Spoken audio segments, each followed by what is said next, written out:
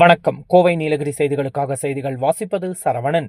தொடர் கனமழையால் கூடலூர் புதிய பேருந்து நிலையம் சேரும் சகதியுமாக சூழ்ந்து குளம் போல காட்சியளிக்கிறது. நீலகிரி மாவட்டம் கூடலூரில் புதிய பேருந்து நிலையம் கட்டப்பட்டு பணிகள் நிறைவு பெறும் முன்பே அவசர கதியில் திறக்கப்பட்டது. பிரதான சாலையை விட பேருந்து நிலையம் தாழ்வாக உள்ளது. கூடலூர் பகுதியில் கடந்த சில நாட்களாக தொடர்ந்து மழை பெய்து வருவதால் பேருந்து நிலையத்தை மழை நீர் சூழ்ந்து குளம் போல காட்சியளிக்கிறது. இதனால் வெளிமாநில பேருந்துகள் பேருந்து நிலையத்திற்குள் வராமல் சாலையோரமாக நிறுத்தப்படுகின்றன. சேரும் சகதியுமாக பேருந்து நிலையம் உள்ளதால் பயணிகள் அவதி அடைந்து வருகின்றனர். எனவே பேருந்து நிலையத்தை விரைவாக சீரமைக்க வேண்டும் என்று பயணிகள், சமூக ஆர்வலர்கள் கோரிக்கை விடுத்துள்ளனர். கோவை நீலகிரி செய்திகளுக்காக எமது சிறப்பு செய்தி ஆசிரியர் தமிழ் வெங்கடேசன்.